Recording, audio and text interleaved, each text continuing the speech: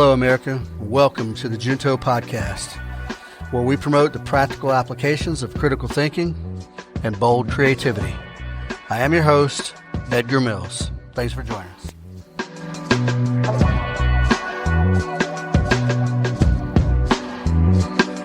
Welcome to episode 36, good people, and thank you for sticking with me. I appreciate you. So what's the topic of the day?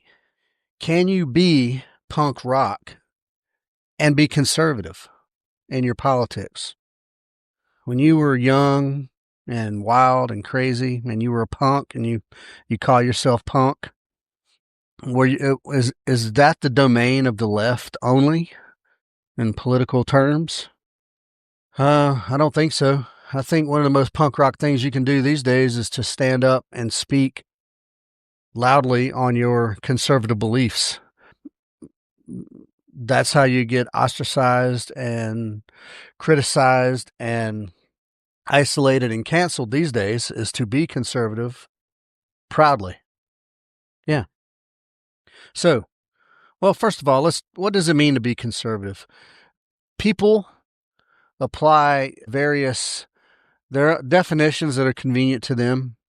So I'm going to try to apply some definition to what I think. If we get rid of all the jargon, right, all the political jargon, and if we disregard all these think tank definitions and whatnot and speak plainly, I really do believe that conservatism is just common sense living, is what I believe. And some of the things that, you might believe in God, or at least have a respect for general sort of Judeo-Christian values that the West has. As a conservative, you might love your country, even with all its flaws, and recognize that Western civilization has, in fact, pulled hundreds of millions of people out of poverty. And you might have an appreciation for that. You might believe in free markets and voluntary exchange. You might believe that people should have sort of a hard work ethic. You might believe that you should pay your debts, whatever those debts are. Now, we can talk about debt slavery on another podcast, but you might have a strong value for family. Yeah. You might believe that you can still make a deal on a handshake. You might believe that giving a handshake is as good as giving your word, is as good as signing a contract. Those are some things that I think are conservative sort of ideals. As a conservative these days, you might be, skeptical of big government. You might be skeptical of whatever the latest social engineering fad is. You might be skeptical of the intellectual, the credentialed class who lecture us all from their position of superiority, yet who never actually get their hands dirty in the goings-ons of everyday life. And as a conservative these days, you might believe in individual freedom. You might believe that individual freedom and personal responsibility are inextricably connected. Yeah, you might believe those things.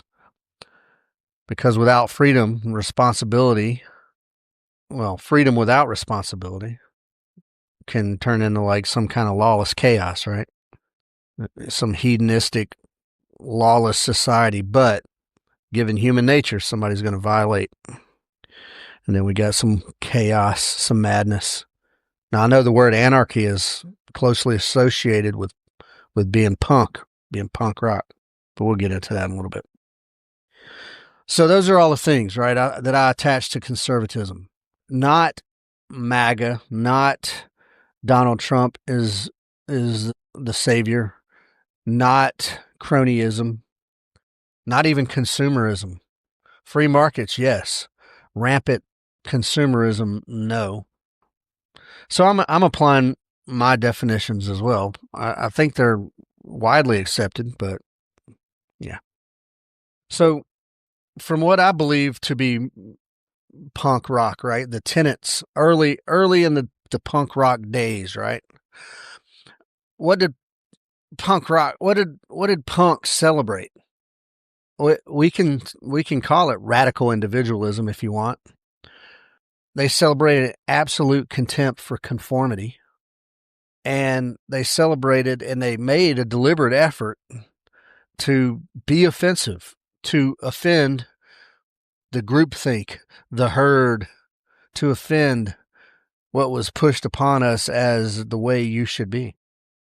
Nonconformists, right? Nonconformists. Sometimes just contrarian, just for the sake of being contrarian. But these days, in the modern day, the loudest, most conformist herd out there is the woke left, the progressives.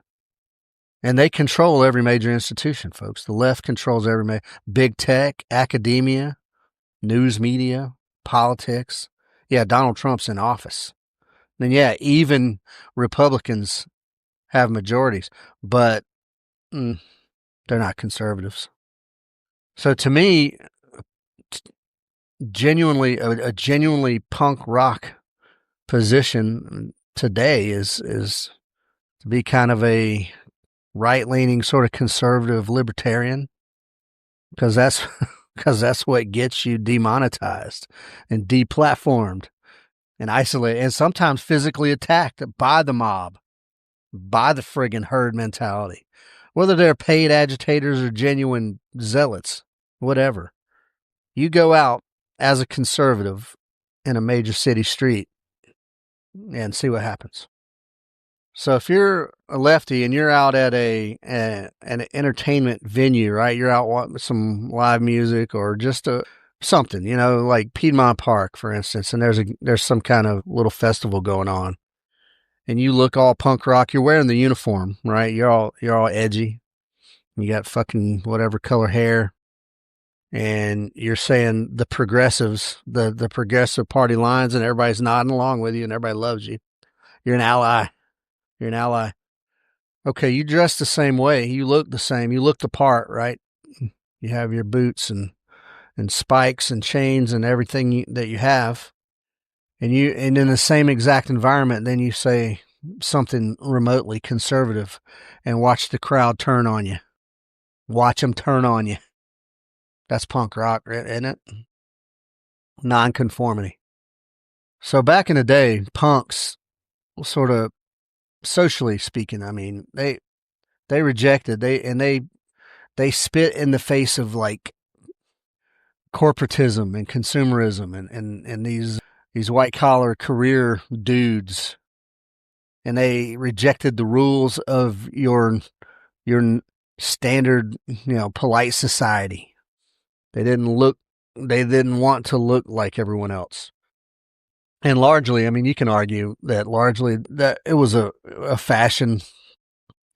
It started out sort of superficial, I think.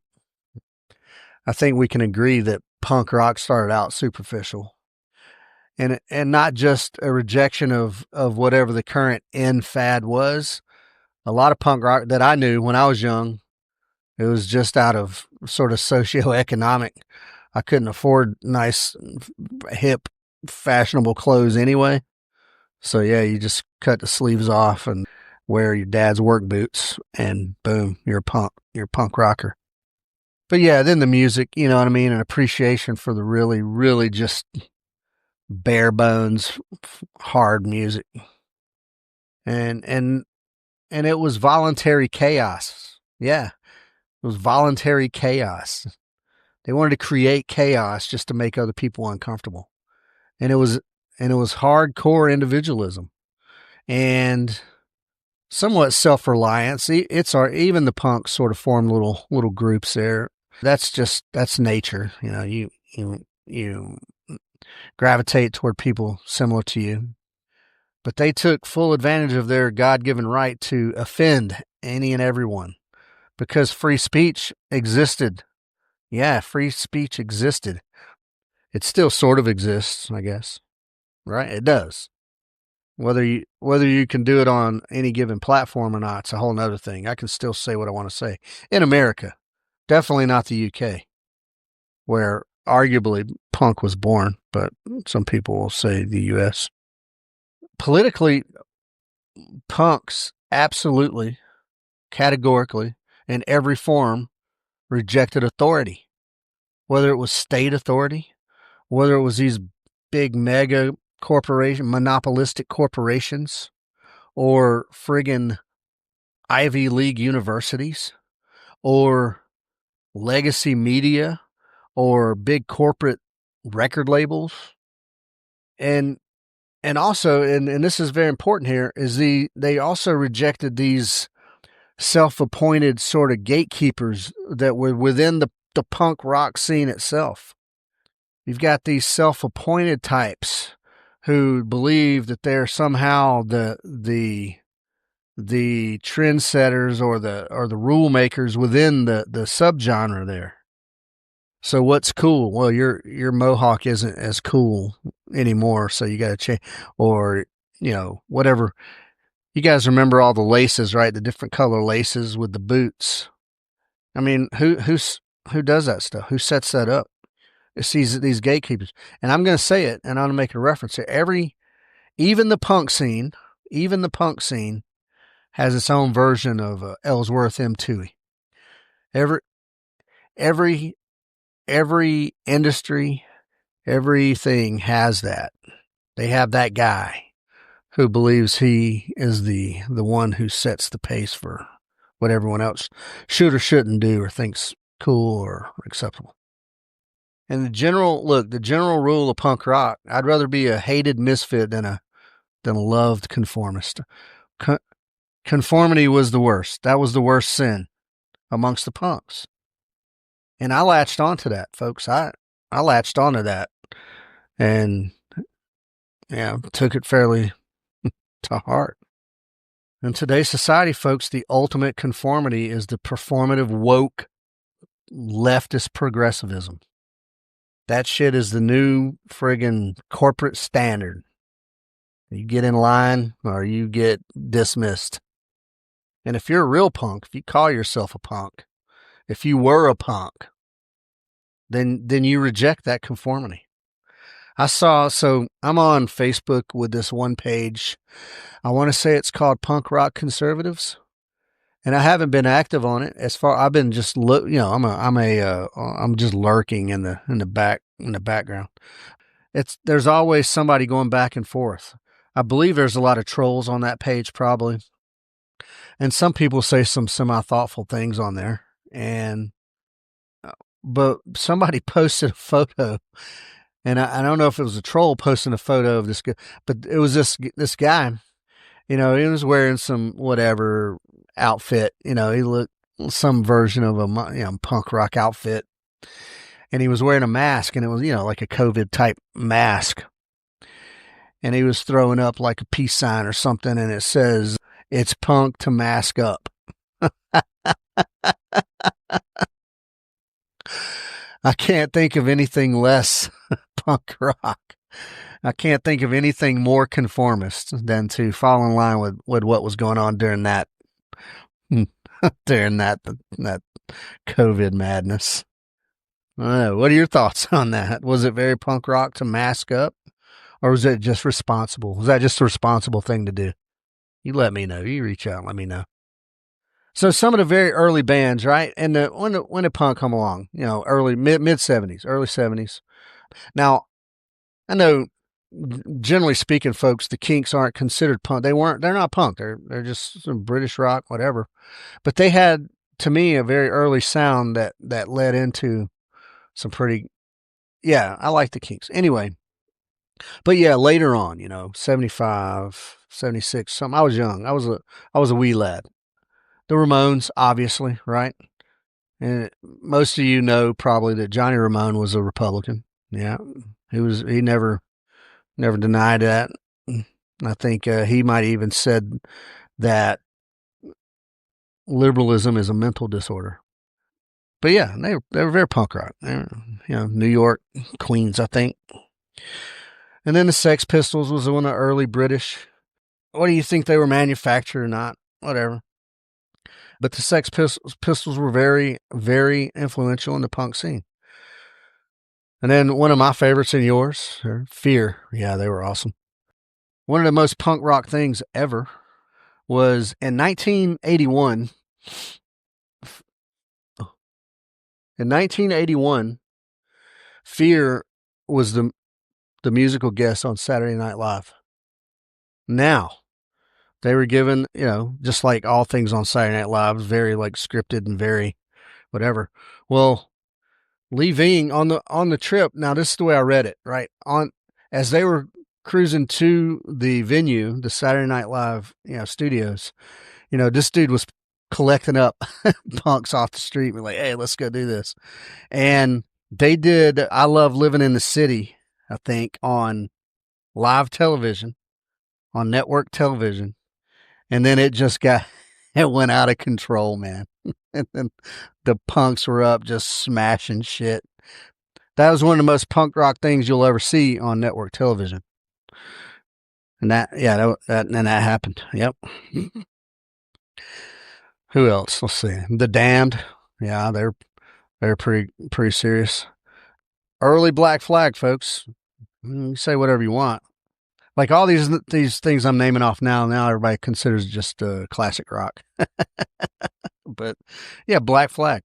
Yeah, Henry Rollins went left, pretty left later on. He's very much a bootlicker now, and it was kind of funny because he hated cops a lot, Henry Rollins. But now he's a lefty. It's very weird. It's weird how lefties hate cops but love big government. I don't understand that, but anyway. Yeah, Black Flag was good though. They were awesome. Who else? Later on, in the later 80s, I think Minor Threat. Yeah. So I think they were kind of straight edge there a little bit, but they were still very much anti-corporation, anti-state. You know what I mean? And then who's some? Now I don't know. A lot of punk rockers from the 70s and 80s sort of age out, right? You think that? And that's what we're talking about now. One of the questions that prompted this podcast was someone posed the question is, why are so many old punks now just conservatives? And we'll get to that. But some of the guys age out of the edgy music.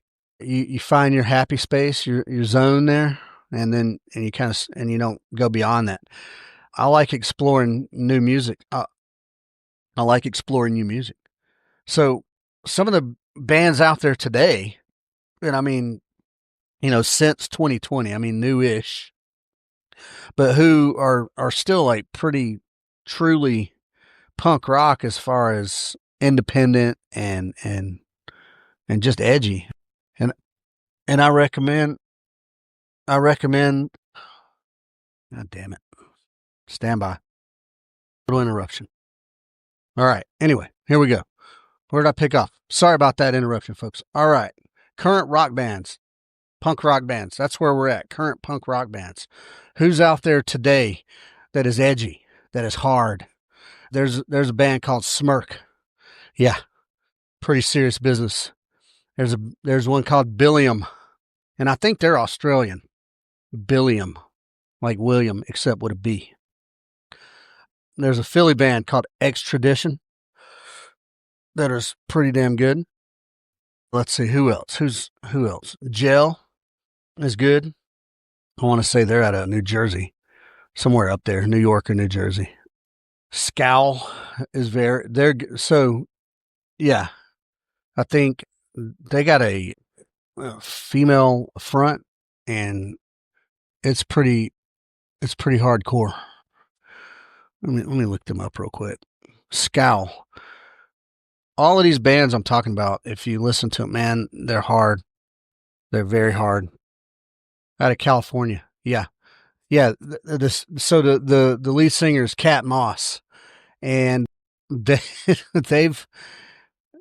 so hard.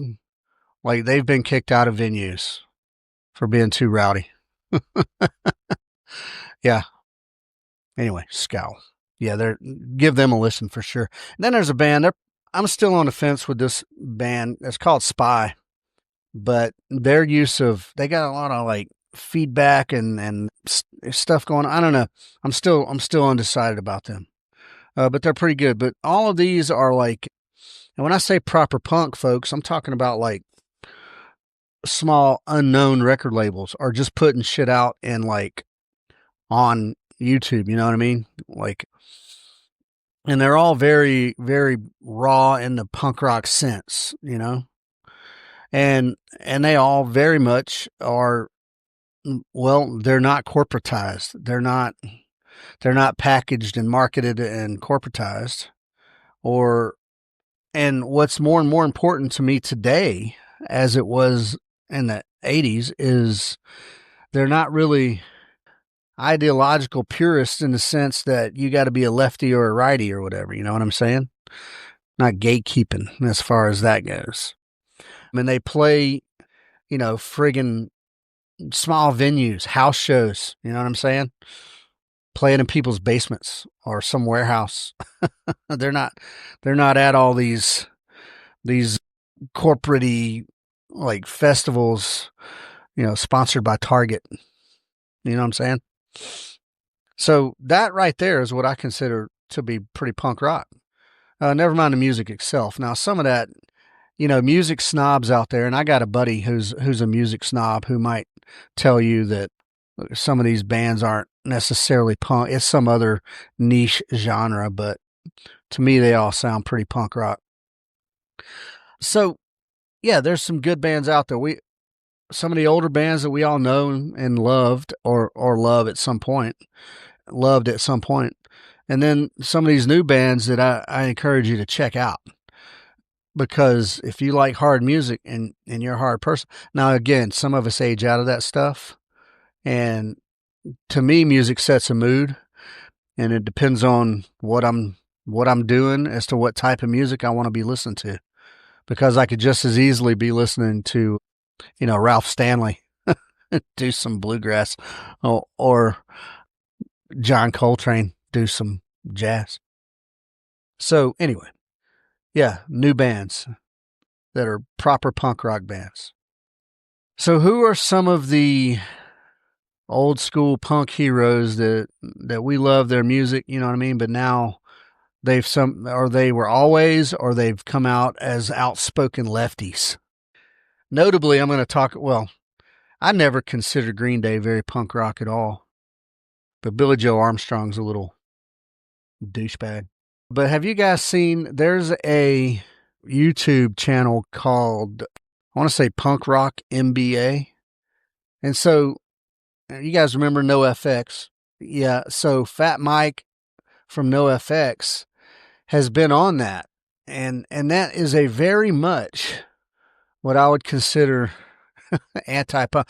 The whole premise of the channel is that you could learn how to, even if you're in a band, right, that you can go in there and learn how to package and market your band for commercial success. Yeah.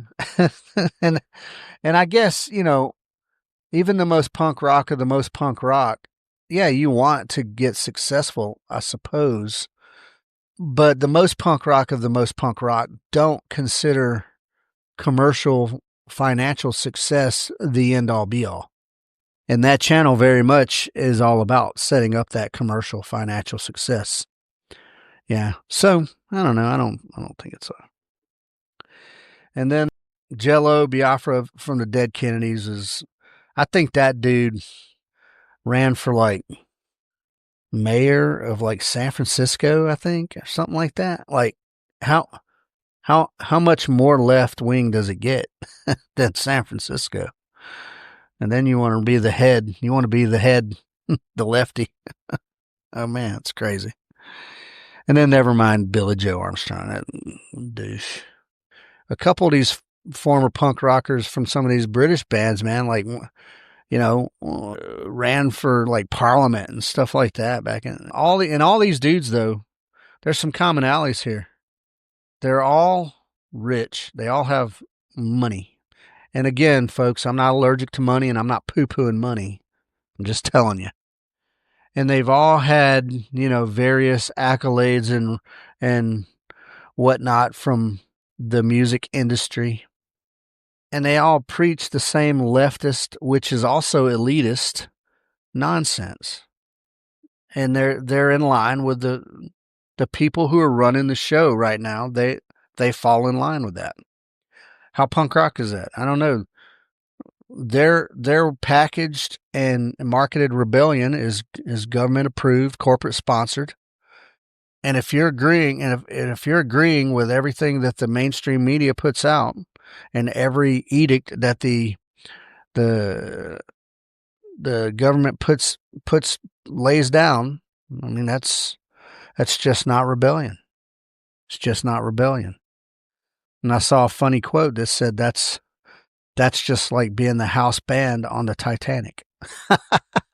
You're still going down with the ship, which was planned, by the way.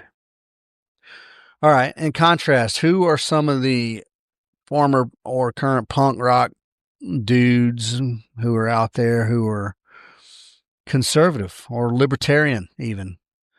Well, Johnny Ramone we talked about was, John Lydon is, Michael Graves, whatever you want to call him, from the Misfits. Now back in early 2000s, they started a website called conservativepunk.com, and that was in direct contrast to some lefty started, what was it, Punk the Vote or something like that in the early 2000s. And they did that as a direct contrast. But I want to say, well, let's talk about let's talk about Fear, right? Lee Ving. He's done guest spots on Fox News, and he openly mocks like politically correctness and stuff like that, which all punk rockers should openly mock PC culture. At any rate, I don't know. Back in the 90s, 80s, and 90s, agnostic front was very controversial, and not for being offensive, but for being offensive to the left, for being too pro working class and anti welfare state. Yeah. Who else? Joe Escalante from the Vandals has his own like record label.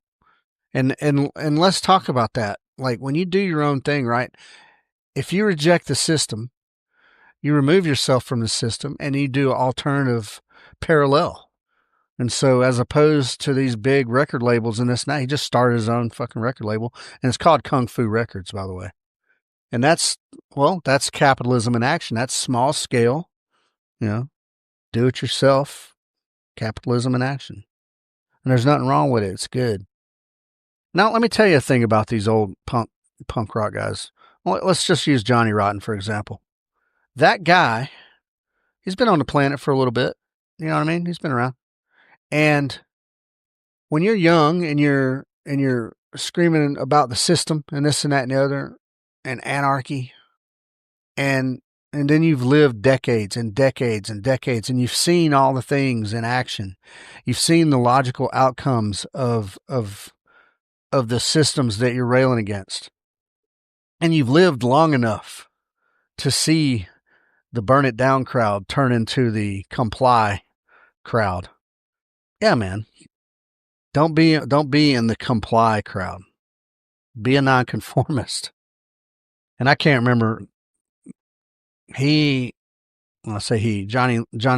Lydon had a quote, and I can't remember it. I'm going to paraphrase it here, but something like, who knew that the conservatives would be the rational, sort of nonconformist today versus the left, who originally, were about all this individualism and freedom, and now they're the cunts who are trying to make everyone comply.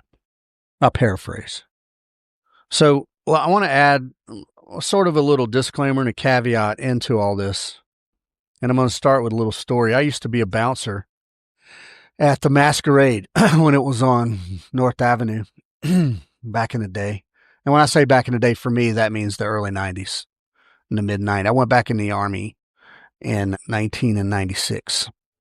I went in the Army in late 90 into 91. I did 2 years. I came home, and from 93 to 96-ish, I was a bouncer at the Masquerade and the Chamber. And then a bike messenger during the day. Yeah, that was my life. Anyway, if you were a skinhead in that time frame and came to some ska shows or whatever other punk bands play, the Masquerade had a just awesome. So many bands came through there, big and small. You know what I mean? Like I played a Reverend Horton, or I worked a Reverend Horton Heat show there, which was Reverend Horton Heat live. Oh man, it's a sight to behold. Anyway, if you were a skinhead during that time, you caught an ass whooping from me at some point. Yeah. What I'm doing here is doing a little disclaimer, and there's there's a segment of these 80s sort of oi white power sort of skinhead bands that were full blown neo-Nazi and yeah, racist, friggin' nationalist. And when I say nationalist, not American nationalist, you know what I mean? Like Nazi, like German-esque. And real punks did and do reject that completely because it's still a form of collectivism. It's an extreme form of authoritarianism. And then it's just racist. Anyway, never mind the racism, right? And it has zero to do with conservatism, and it has zero to do with being a proper punk. So that's my disclaimer. And if you are a lefty or even a moderate politically, and you immediately, when somebody says punk rock conservative, and you immediately think Nazi, then you're not a critical thinker. All right? You're just what they call an NPC who's just thinking and regurgitating what your echo chamber wants you to. You're not a critical thinker at all. So chew on that for a little bit. Because again, as I defined earlier, I think true conservatism, one, is about individual liberty, free speech, and yeah, even dare I say secure borders and personal responsibility, but not racial hatred. Secure borders doesn't equal racial hatred either. And it doesn't mean extreme nationalism. Name me another country on this planet that doesn't have secure borders. All right, we're done with that. And the left, who consider themselves to be punk rockers, they claim to hate the system, right? And they will say that, Donald Trump is the system or Republican is the system. Well, I got news for you. The Constitution does expressly state that we are a Republican constitutional republic, right? A Republican form of government is guaranteed under the Constitution. But I mean the Republican Party, right? You conflate the two. And then you claim to hate the system while stroking the cock of the system. Who do you think, what do you think government program, there's some catchphrase floating around there right now. If you give somebody the power to feed you, you're also giving them the power to starve you, right? The government is not benevolent. It's going to do what's in its interest. If it's in its interest to give you free food stamps for votes, but believe me, if the welfare class voted Republican, guess what? The Democrats would be on the other side of that aisle. We can just look back in history, and maybe back into the even 70s and see that to be true. Definitely the 60s and beyond. So if you're a lefty punk rocker and you claim to hate the system, you're doing something you're not. There's a contradiction there. All right. What's one of the number one guidelines, right? Punk rock, right? I'm not going to say rules because that in itself is contradictory. Reject conformity. That's a part of the ethos of punk rock. Distrust authority. That's a part of the ethos of punk rock. And then lesser is, basically a do-it-yourself self-reliance. Start your own label, right? Do your own thing. Sing the way you want to sing. Play what you want to play. And then another lesser but even equally is the freedom to offend. the easily offended. That's the First Amendment all day, every day, good people. Modern leftism violates every single one of those tenets of ethos because they want to impose hate speech, codes and whatnot. They want to pressure and get corporate sponsorship for their agenda. Fuck. Green Day was on Broadway, did a musical on Broadway. From the entertainment perspective, that's the middle of corporate sponsorship and capitalism and commercialism. That's the middle. That's the nexus. Well, and then on the East Coast, my bad. Hollywood is for the West Coast. Yeah, fucking Broadway musicals, man. God dang. And then I mentioned earlier the Punk Rock MBA YouTube channel. How to market and package and commercialize your punk rock. That's lefty stuff, man. That's lefty stuff. Or their absolute obedience to academia, to Ivy League friggin' elitism. That ain't very punk rock. I tell you that. You can't claim to be anti-system and then beg for government solutions and government subsidy and corporate approval. It doesn't get any more conformist than that. So logically speaking, if you stand for small government, individual rights, to include gun rights, right? Free speech, individual responsibility.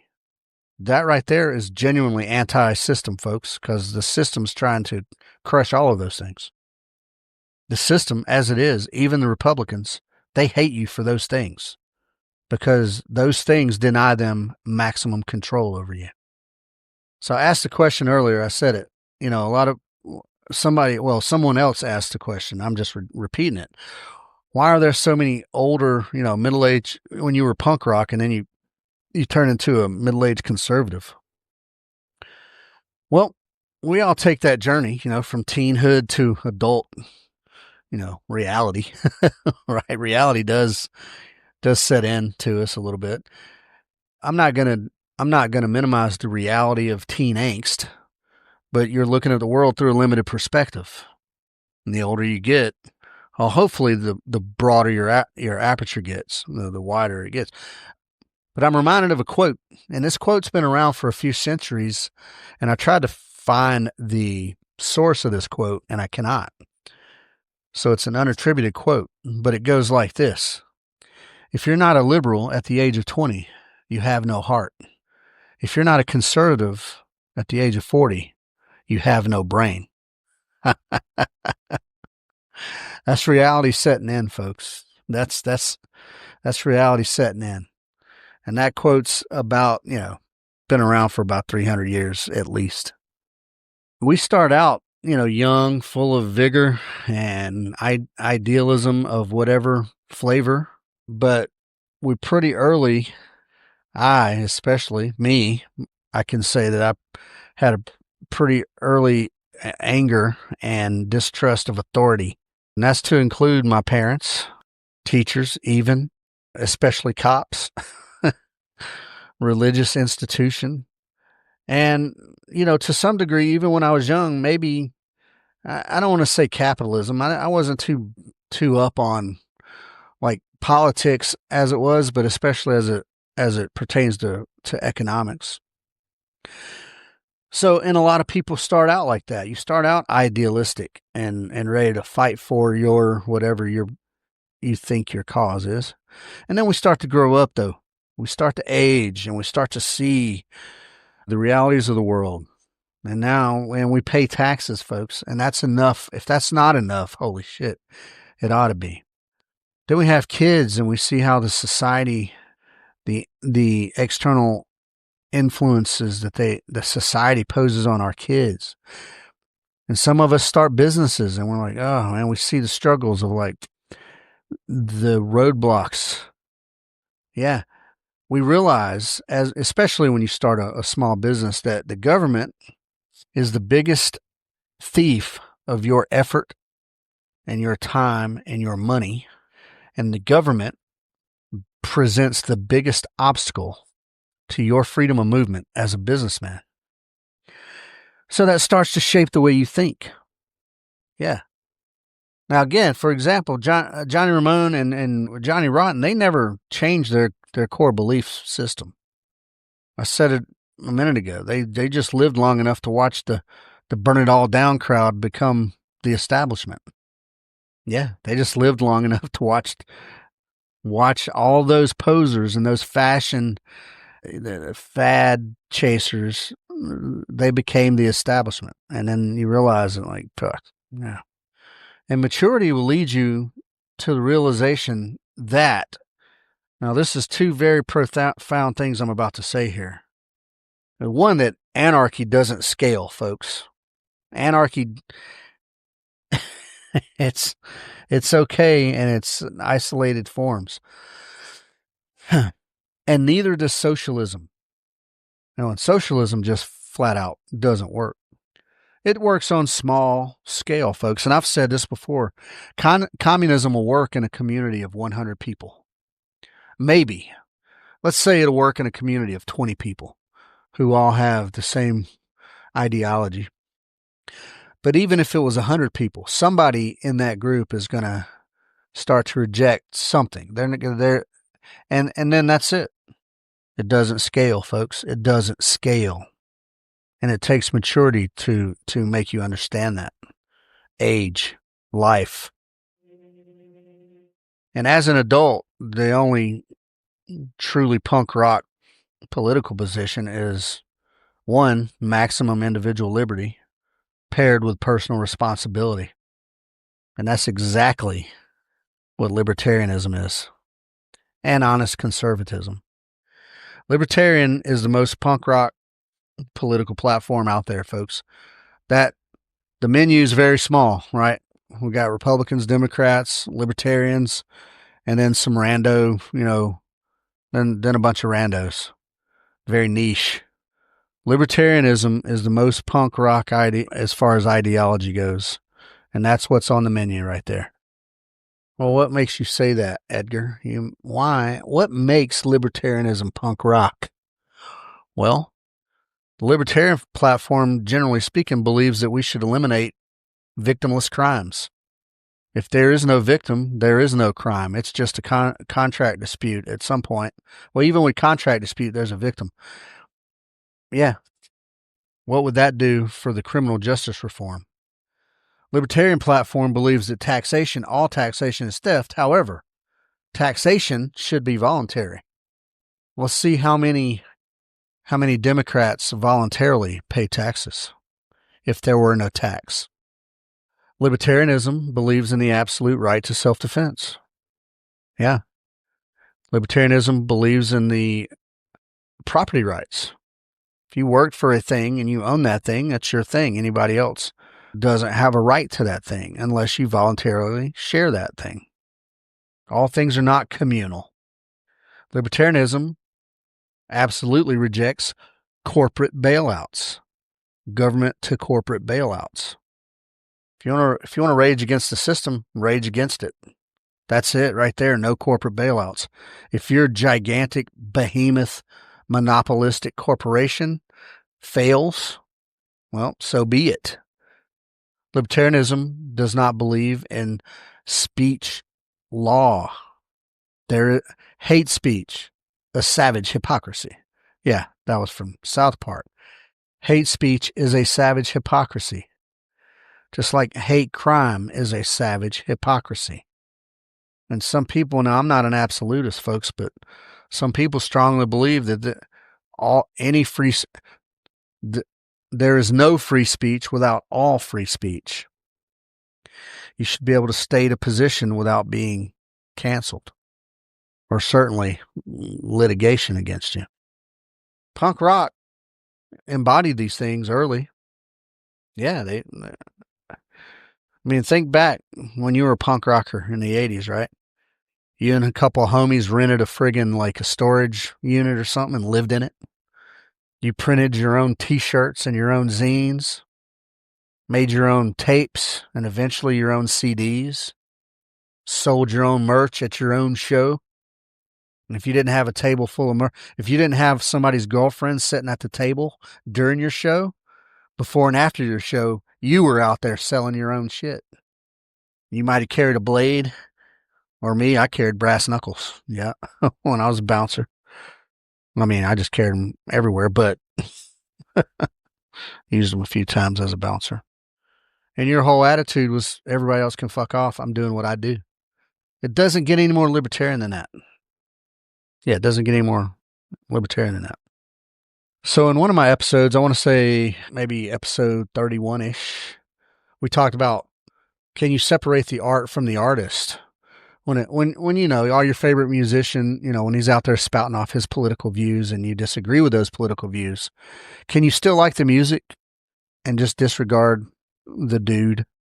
Yeah, you can. I think we came to a conclusion sort of that you can do that. There's probably a line somewhere that you have yours, right? But I got news for you. I thought the dead Kennedys were, I love the dead Kennedys, right? But they're big libs. Yeah. I don't like liberal perspectives, but I like the dead Kennedys. What about the Sex Pistols? Yeah. Can you wear a Sex Pistols shirt to your local BLM rally? Or are they gonna pile on you because John Lydon came out 3 decades later and said, I vote for Trump? The power of punk rock music was in the rebellion for rebellion's sake. It was hard music. It wasn't inherently political. Like I said, I think, you know, I had this conversation with one of my sons, was punk rock kind of started out, it was a little superficial. I mean, you can look at some of there were some social, you know, commentaries there, but it was in the hardness and the rejection of whatever the top 40 music was. It wasn't in whatever, you know, whatever pre-approved political cause that the lead singer was shilling for. You know what I'm saying? It was in the physicality. Yeah, to be punk rock was to be very physical. Yeah. There was some shows where you would get the shit beat out of you. Yeah, it was rough. And it was a release.